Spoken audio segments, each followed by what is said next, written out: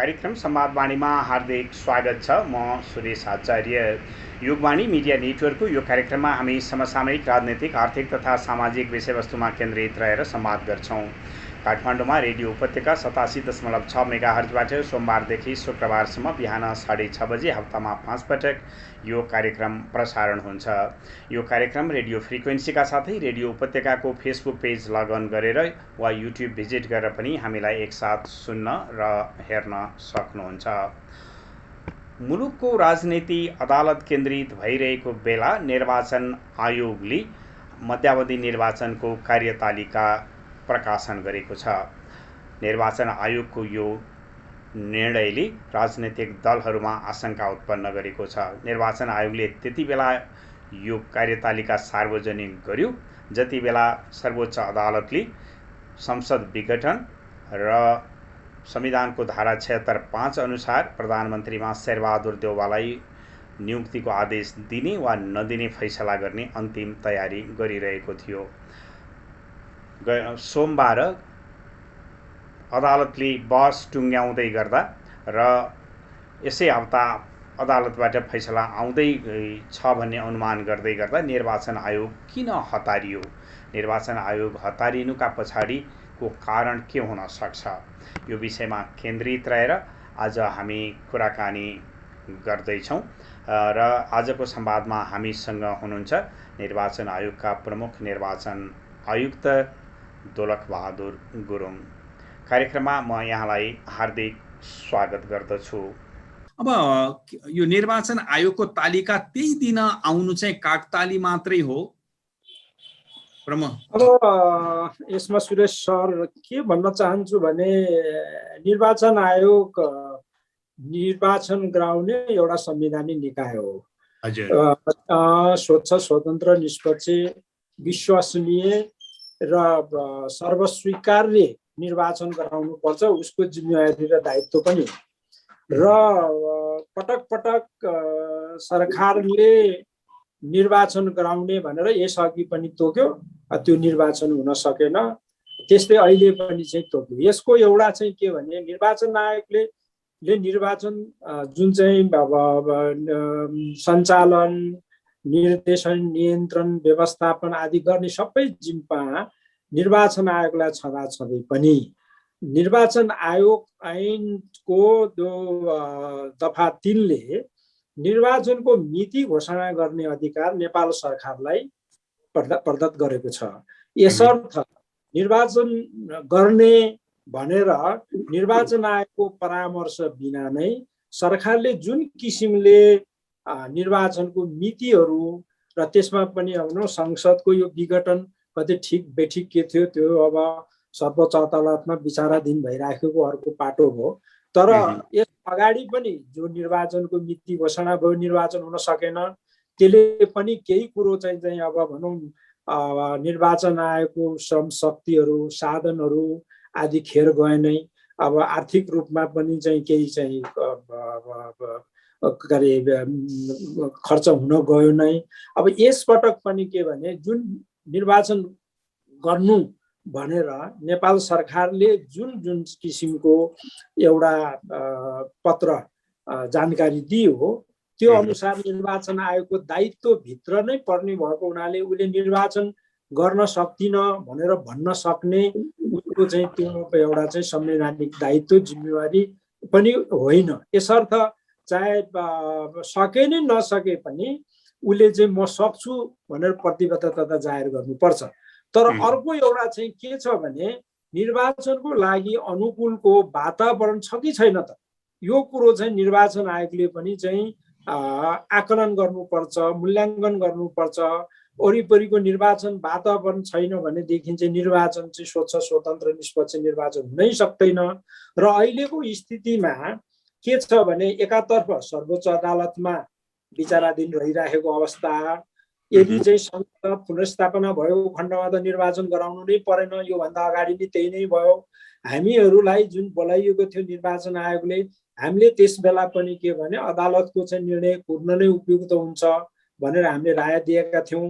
र सोही अनुसार चाहिँ काम कुरोमा अब एकातर्फ सरकार पक्षले निर्वाचन आयोगले केही पनि काम गरेन, निर्वाचनकोमा चाहिँ अब गराउनेतर्फ गएन भनेर त्यो बेला पनि निर्वाचन आयोगले चाहिँ एक प्रकारले चाहिँ आरोपहरू खपिराख्नु परेकै थियो। तथापि के भने जुन चाहिँ पुनर्स्थापना भइदियो कारणले गराउनु परेन। तर अहिले पनि अब छिटो छिटो टुङ्गिने लागेको अवस्थामा यदि एक हप्ता जतिकै कुरो त्यो होला, एक दुई हप्ता त्यो पुर्न सकेको भए मेरो विचारमा पनि त्यो चाहिँ के हुन्थ्यो भने एउटा स्रोत साधनको चाहिँ सदुपयोग हुन्थ्यो। खर्च माने अनियमितलाई चाहिँ नबन्नु। एउटा के भने निर्वाचनको काम कुराहरू आन्तरिक व्यवस्थापनको लागि गर्दाखेरि केही खर्च त त्यहाँ पक्कै हुन्छ, किनभने निर्वाचन भनेको चाहिँ मतपेटिका बोकेर लगेर मतदान केन्द्रमा राखेर बोकेर ल्याएर गणना गरेर त्यसको परिणाम घोषणा गर्नु मात्रै होइन। किनभने त्योभन्दा अगाडिको तयारी जति जति राम्रो हुन्छ, जति चाहिँ माने चाहिँ अब एउटा प्रभावकारी ढङ्गले सञ्चालन गर्नको लागि त्यही किसिमको सोही व्यवस्थाहरू गर्न सक्यो खण्डमा निर्देशिका लिएर आचार संहिताका कुराहरूदेखि लिएर सबै कुराहरूको व्यवस्थापन, सुरक्षाको व्यवस्थापनहरू भयो, कर्मचारीको खटन पटन, निर्वाचन अधिकृतको नामहरू लिने आदि कुराहरूले नै लामो समय लिन्छ। त्यसपछि तालिमका कुराहरू भयो, मतदाता शिक्षा कुरा भयो। सबैभन्दा ठुलो समस्या भने मतपत्र तयार गर्ने कुनै 165 निर्वाचन क्षेत्र र समानुपातिको एउटा चाहिँ मतपत्र तयार गर्नको लागि निर्वाचन आयोगले धेरै श्रम, शक्ति, के अरे चाहिँ अनुभवहरू, ज्ञानहरू, बुद्धि विवेकको चाहिँ प्रयोग गर्नुपर्ने हुन्छ। यसर्थ जुन किसिमको यो अहिले असारको 31 गतेदेखि साउनको 15 गतेसम्म जुन चाहिँ दल दर्ता गर्ने, निर्वाचनमा भाग लिन इच्छुक दलहरूले त्यहाँ दर्ता गर्नुपर्छ। त्यो दर्ता गर्नको लागि आह्वान गरेको छ। योले चाहिँ के भने कति दलहरूले चाहिँ भाग लिन्छन्, खास गरेर जुन चाहिँ यो पहिलो हुने निर्वाचन हुने भन्दाखेरि पनि अर्को समानुपातिकमा कति दलहरू हुन्छन् त कति दलले स्वाभाविक गर्छ, त्यसको आधारमा जुन चाहिँ समानुपातिकको मतपत्रहरू तयार गर्नुपर्ने र त्यसको चाहिँ व्यवस्थापन गर्नुपर्ने भएको हुनाले यो चाहिँ निर्वाचन आयोगले अलिकति चाहिँ के भने मेरो विचारमा अलि अब प्रोएक्टिभ भएर यो चाहिँ सूचना निकालेको मैले पाउँछु। मेरो एउटा जिज्ञासा नि, जस्तो जेठ 27 को मध्यरातमा मध्यावधि निर्वाचनको घोषणा भयो, त्यो निर्वाचन आयोग प्रोएक्टिभ हुँदै गर्दा असार 7 मा हुन सक्थ्यो अथवा असार 12 मा हुन सक्थ्यो। यो 22 मै गरेर जुन दिन चाहिँ फैसला आउला अथवा 1-2 दिनमा फैसला आउला भन्ने अनुमान गरिँदै गर्दा त्यो तालिका निकाल्नै पर्ने बाध्यात्मक स्थिति निर्वाचन आयोगको हो कि होइन, मैले यो चाहिँ जान्न चाहेको। यसमा के भने निर्वाचन आयोगको जुन चाहिँ आधिकारिक रूपमा प्रवक्ताले चाहिँ के भनेको चाहिँ हामीले चाहिँ मैले आज पढेँ भने यदि सर्वोच्च अदालतको जुन चाहिँ निर्णय जे आउँछ त्यो सर्वस्वीकार्य हुन्छ नै भनेर उसले चाहिँ त्यो भनेको चाहिँ पाउँछौँ हामी। अब अहिले कमसे कम चाहिँ अब आज 8-9 दिन त यो बाँकी छ र त्यसपछि त्यो एउटा दर्ता गर्नको लागि सूचना जानकारी देऊ है भनेर भनेको मात्रै छ। यसले चाहिँ त्यति धेरै निर्वाचन आयोगलाई अब एउटा सङ्खै गरिहाल्नु पर्ने स्थिति चाहिँ म चाहिँ देख्दिनँ। किनभने हुन सक्छ, किनभने केही काम देखाइहालौँ भनेर चाहिँ मैले अघि भने प्रोएक्टिभ हुन खोजेको हुन सक्ला। तर एउटा कुरो चाहिँ के कुरो चाहिँ आएको, एउटा सर्वोच्च अदालतको निर्णय चाहिँ के अरे यो फैसला भइसकेको छैन। दोस्रो, राजनीतिक दलहरू बीचमा सहमति कायम हुन सकेको छैन कि सरकारले सहमतिको वातावरण बनाउने जिम्मेवारी जसले निर्वाचनको मिति घोषणा गर्छ उसैको नै रहन्छ। अर्को कुरो, आफ्नै दलभित्र आन्तरिक कलह पनि छ।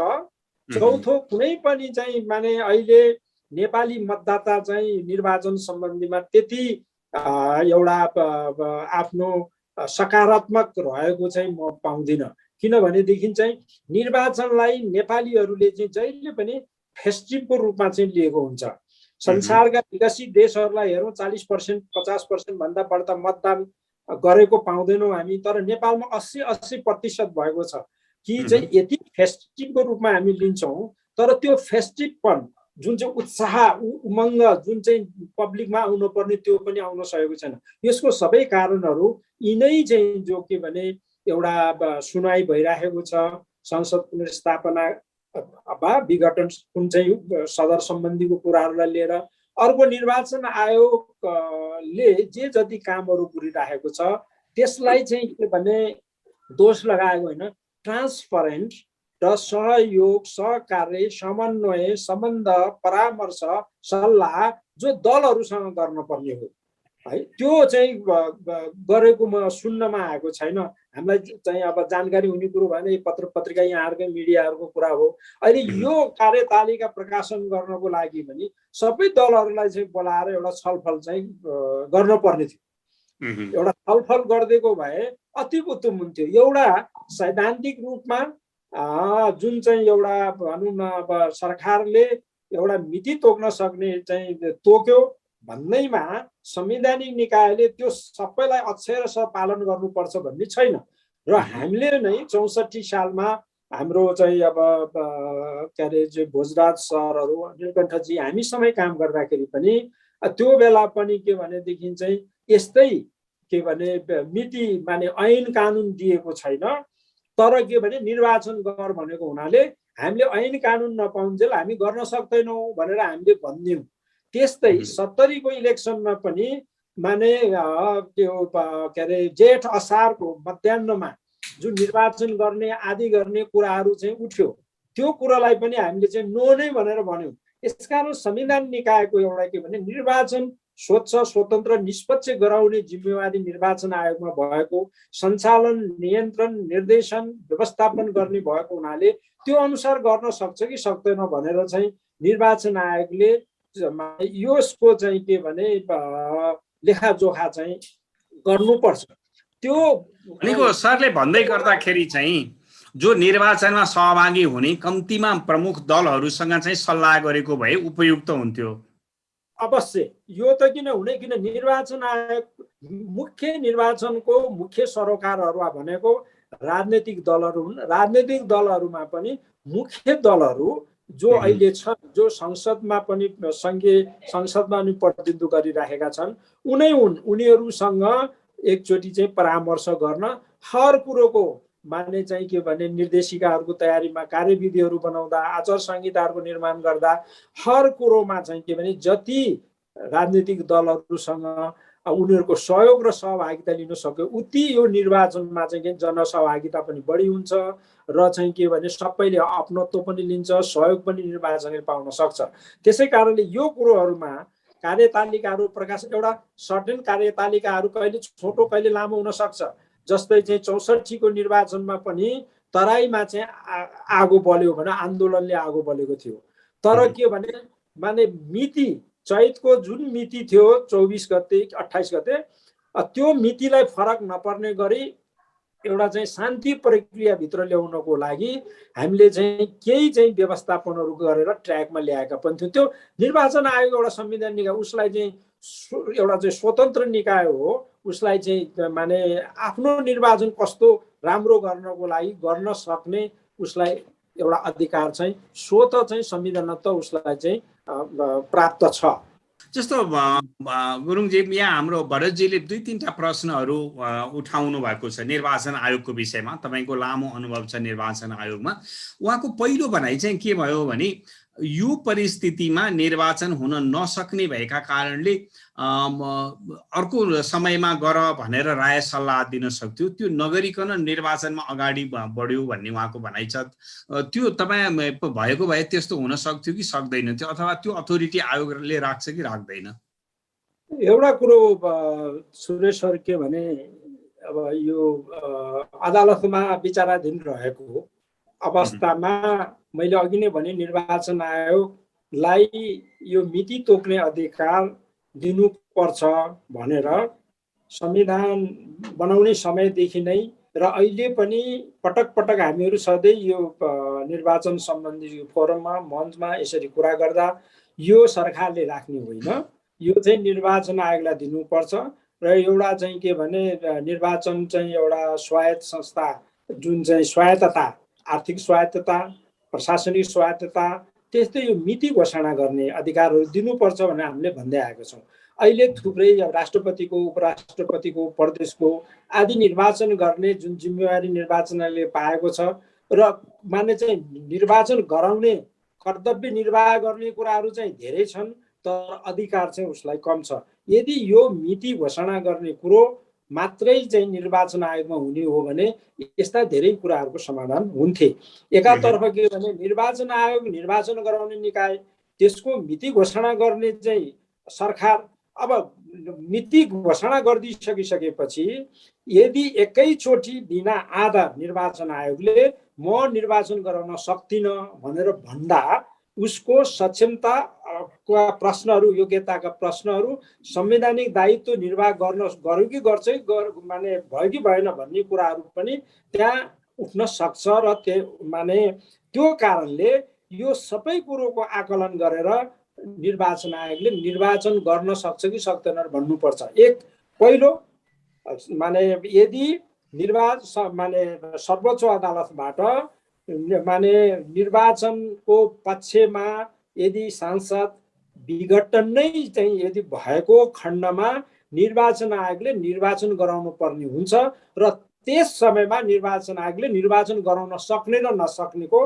आफ्नो चाहिँ एउटा निर्णय दिन सक्छ। एक अघि यहाँ कुरा उठिसक्यो, एकातर्फ कोरोनाको महामारी छ, दोस्रो तर्फ राजनैतिक वातावरण चाहिँ छैन र यो दुईटा मुख्य कुराहरू यस अवस्थामा अब राजनैतिक दल र उम्मेदवारहरू मतदाताको घर दैलोसम्म पुग्न सक्ने अवस्था छैन, मतदाताहरू मतदान केन्द्रसम्म आउन सक्ने अवस्था छैन, सुरक्षाकर्मी कर्मचारीहरू मतदान केन्द्रसम्म ब्यालेट बक्स बोकेर जान सक्ने अवस्था छैन र चाहिँ के भने आम सभाहरू गरेर दलले, उम्मेदवारहरूले आफ्ना कुराहरू राख्न सक्ने अवस्थाहरू छैनन्।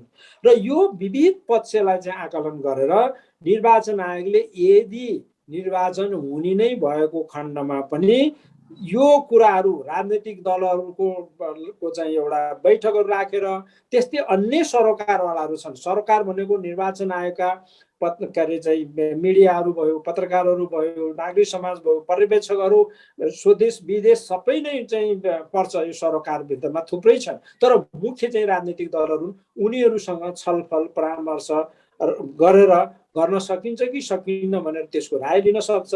र सबैभन्दा निर्वाचन आयोगले निर्वाचन वातावरण एउटा औपचारिकता निर्वाह गर्नको लागि मात्र निर्वाचन गर्ने होइन है, एउटा चाहिँ के भने त्यो दृष्टिकोणबाट निर्वाचन आयोगले एउटा निर्वाचन वातावरण नभएको खण्डमा निर्वाचन कुनै पनि हालतमा हुन सक्दैन।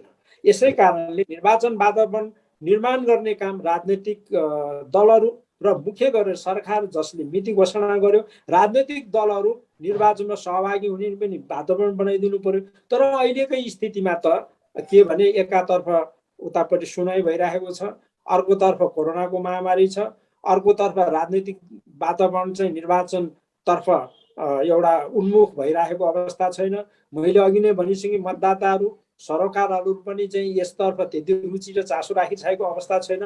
त्यसै कारणले अहिलेको परिस्थिति सबैलाई हेर्ने हो भने निर्वाचन हुने सम्भावनाहरू चाहिँ अत्यन्त न्यून छ।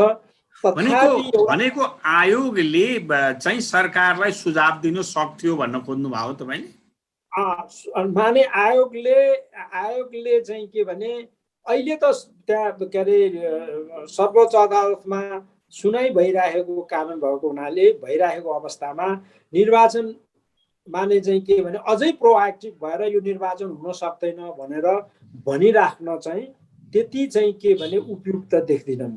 तर के भने सुनाइ भइसके पनि फैसला आइसकेपछि यदि निर्वाचनकै पक्ष गर्न पर्ने स्थिति आयो भने त्यो अवस्थामा निर्वाचन आयोगले एकातर्फ चाहिँ कोरोनाको महामारी, अर्कोतर्फ राजनैतिक वातावरण के हुन्छ त्यसको छलफल बैठक गर्नु पर्यो, आफ्नो काम कुराहरूलाई पारदर्शी बनाउनु पर्यो, सहभागिता जुटाउनु पर्यो। निर्वाचन आयोगप्रति जुन चाहिँ अहिले एउटा विश्वासको सङ्कट सिर्जना भएको चाहिँ पाएको छु, किनभने अहिले यही पनि चाहिँ अब थोरै कुरा उठ्यो, सरकार पक्ष के कामहरू कुराहरू धेरै भए अथवा चाहिँ अरौटे कामहरू हुन थाल्यो भन्ने यस्ता शङ्का उपसङ्ख्या छन्। यसलाई चाहिँ के भने निर्वाचन आयोगले त्यसलाई चाहिँ माने चाहिँ निर्मूल गर्नुपर्छ अथवा त्यो शङ्का चाहिँ मेटाउनु सक्नुपर्छ।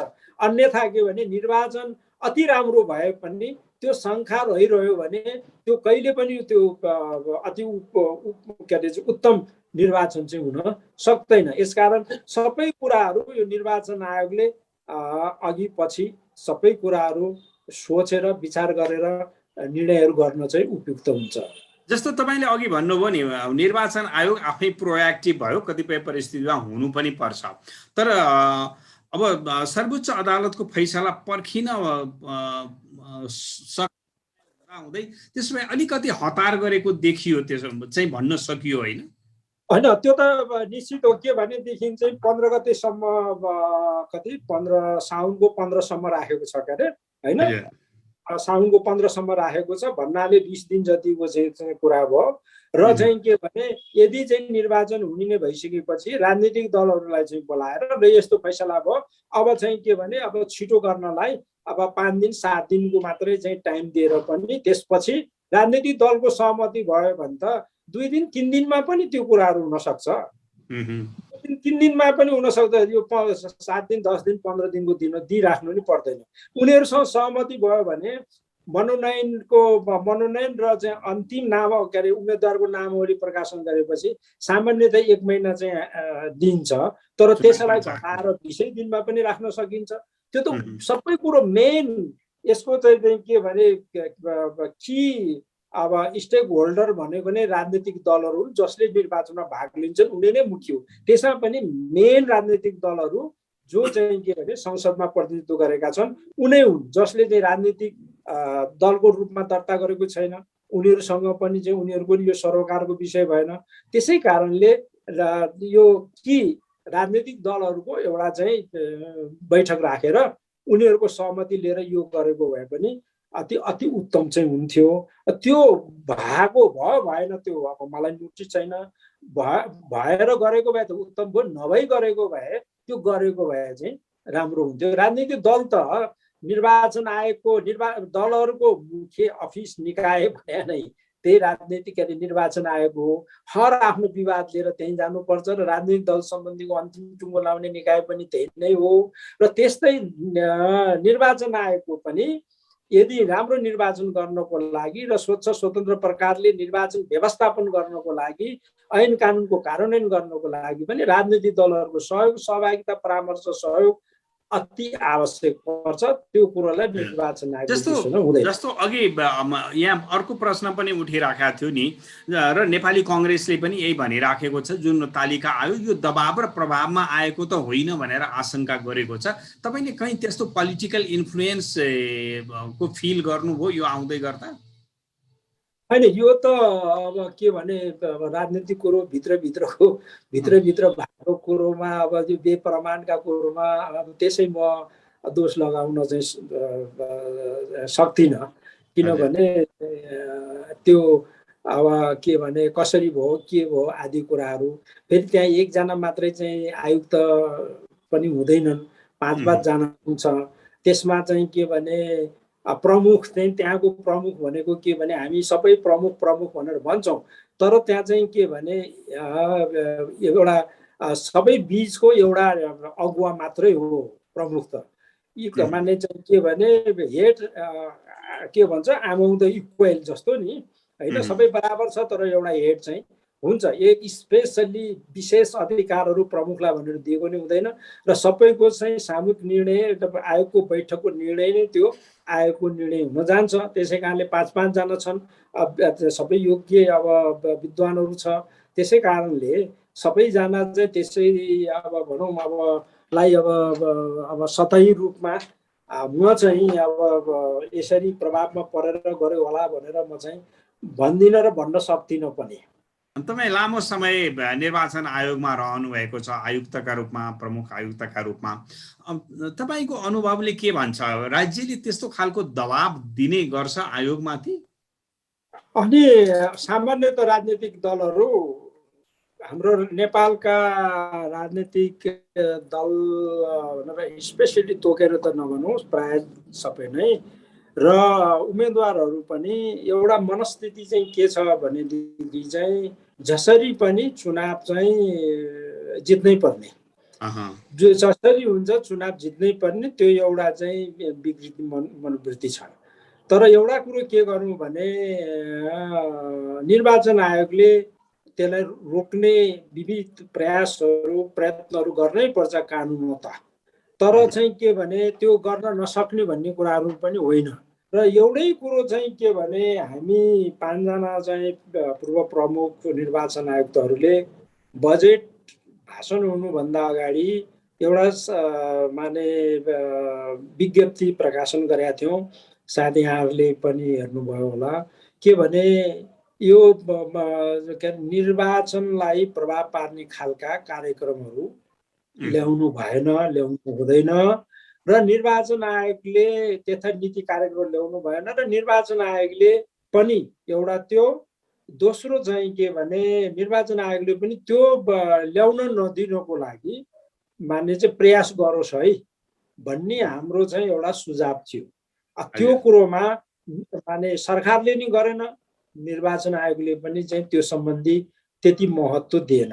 र अर्को कुरो अहिले चाहिँ के भने निर्वाचनको लागि अन्य राजनीतिक दलहरू सबै चाहिँ के भने निर्वाचनतर्फ कति पनि चाहिँ उनीहरूको ध्यान केन्द्रित भएको अवस्था छैन।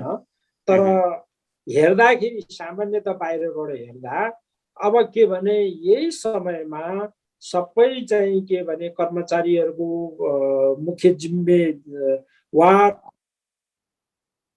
माने सरवारू भइरहेको छ, प्रहरी प्रमुखहरूको सरवाह भइरहेको छ, भर्ना नियुक्तिहरू भइरहेको छ, विभिन्न पपुलर चाहिँ कार्यक्रमहरू आइरहेको छ, जसले के भने यी कुराहरू चाहिँ निर्वाचनको आचार संहिताको दृष्टिकोणले उपयुक्त होइनन्। यदि अब निर्वाचन आयोगले यो चाहिँ के भने दर्ता गर्नको लागि माने आह्वान गरिसकेको अथवा नोटिस जारी गरिसकेको अवस्थामा तत्काल निर्वाचन आयोगले आचार संहिता पनि घोषणा गर्नु पर्यो।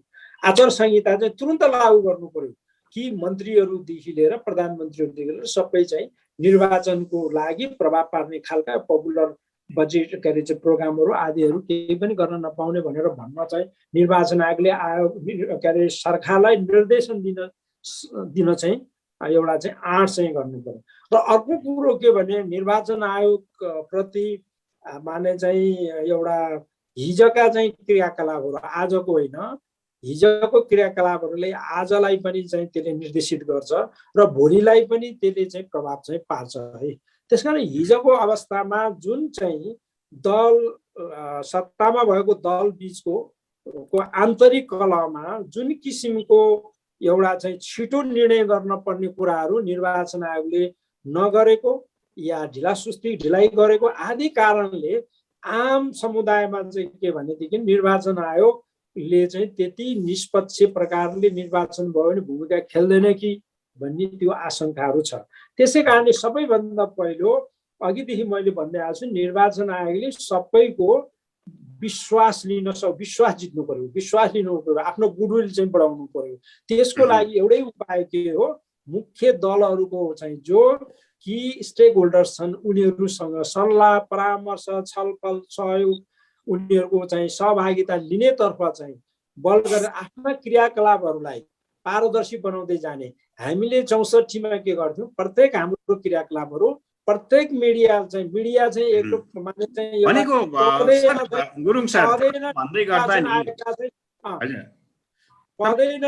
आएका चाहिँ सदस्यहरू जस्ता माने आमन्त्रित सदस्यको रूपमा राख्थ्यौँ। दुई के अरे राजनीतिक दलको छलफलको कुरा होस्, त्यसले के गर्थ्यो भनेदेखि चाहिँ राजनीतिक दलले निर्वाचन आयोगमा बोलेको कुरो बाहिर चाहिँ के भने अलिकति तलमाथि हुनासाथ मिडियाहरूले फेरि उहाँहरूप्रति प्रति प्रश्नहरू सोध्ने चाहिँ मौकाहरू हुन्छ। त्यसै कारणले मिडियाको बढी सहयोग अनि अरू केही स्टेक होल्डर्सहरू जो ती स्टेक होल्डरहरू छन् उनीहरूको सहयोग यहाँ पनि अघि कुरा उठ्यो के भनेदेखि चाहिँ अब यही सम्बन्धमा कोरोनाकै सम्बन्धमा अघि यहाँ कुरा उठाउनु भयो हाम्रो भरतजीले होइन। अब डक्टरहरू मुख्यतः विज्ञहरू उहाँहरूसँग के छ त यो सम्भव छ कि त्योमा पनि राय परामर्श लिँदा बिग्रिने कुराहरू त केही छैन। यहाँ चाहिँ के भइदियो भने थोरै एक दल अथवा एक दलको समूहसँग निर्वाचन आयोग चाहिँ अब ले राम्रो भन्ने अरू दलहरूले चाहिँ नराम्रो चाहिँ निर्वाचनलाई भन्दै गयो भने यो त के हो भने दल भर्सेस निर्वाचन आयोग हुनु, त्यो निर्वाचन आयोगको लागि हामीहरूको लागि पनि दुर्भाग्य हुन्छ। त्यसै कारणले त्यो हुनु भएन। सबै दलको संस्था माने चाहिँ आयोग हो र आयोगको चाहिँ सबै दल हो, सबैको चाहिँ साझा चाहिँ एउटा चाहिँ निकाय निर्वाचन आयोग। निर्वाचन आयोगले सबै दलहरू आफ्नो त्यो ढङ्गले यदि निर्वाचन गर्न सकेन भने निर्वाचन के भनेदेखि भए गरे पनि औपचारिकता निर्वाह गर्ने जस्तै ६२ सालको नगरपालिकाको निर्वाचन जस्तै हुन्छ। यसै कारण त्यो नगर्नलाई निर्वाचनले अहिलेदेखि नै सोच विचार गरेर गर्नु पर्यो। योभन्दा पहिलेको मध्य निर्वाचनको घोषणा बेलामा त अब अहिले अरू साथीलाई बोलाएको भए मलाई थाहा छैन, मलाई पनि बोलाउनु भएको थियो। हामीले सर्वोच्चको चाहिँ सुनाइको फैसला नआउन्जेलसम्म तपाईँहरू नबढ्नुहोस् भनेका थियौँ। अहिले त के भने हामीसँग चाहिँ अब त्यो मलाई चाहिँ बोलाएको छैन र त्यसै कारणले अब बोलाइयो कि के अर्को थाहा छैन। तर यदि मलाई बोलाएर सल्लाह लिएको भए कुरा त्यतिन्जेलसम्म कुरा है बरु चाहिँ राजनीतिक दलको सहमतिमा छिटो पछि गर्न चाहिँ सक्छौ तिमी भनेर, तिमी आयोगले सक्छ भनेर भन्न सक्थे। आजको संवादमा सहभागी भइदिनु भएकोमा पूर्व प्रमुख निर्वाचन आयुक्त दोलखबहादुर गुरुङप्रति आभार व्यक्त गर्न चाहन्छु। साथै युगवाणी मिडिया नेटवर्कको यो कार्यक्रम सुनेर र हेरेर बस्नुभएका देश विदेशका श्रोताहरूमा पनि आभार तथा धन्यवाद ज्ञापन गर्दछु। समसामयिक राजनैतिक, आर्थिक तथा सामाजिक विषयवस्तुमा केन्द्रित रहेर हुने संवादवाणी काठमाडौँमा रेडियो उपत्यका 87.6 मेगाहर्जबाट सोमबारदेखि शुक्रबारसम्म हप्तामा 5 पटक प्रसारण हुन्छ। यो कार्यक्रम रेडियो फ्रिक्वेन्सीका साथै रेडियो उपत्यकाको फेसबुक पेज लगइन गरेर वा युट्युब भिजिट गरेर पनि हामीलाई एकसाथ सुन्न र हेर्न सक्नुहुन्छ। आजको संवादबाट म सुरेश आचार्य पनि बिदा चाहन्छु। धन्यवाद, नमस्कार।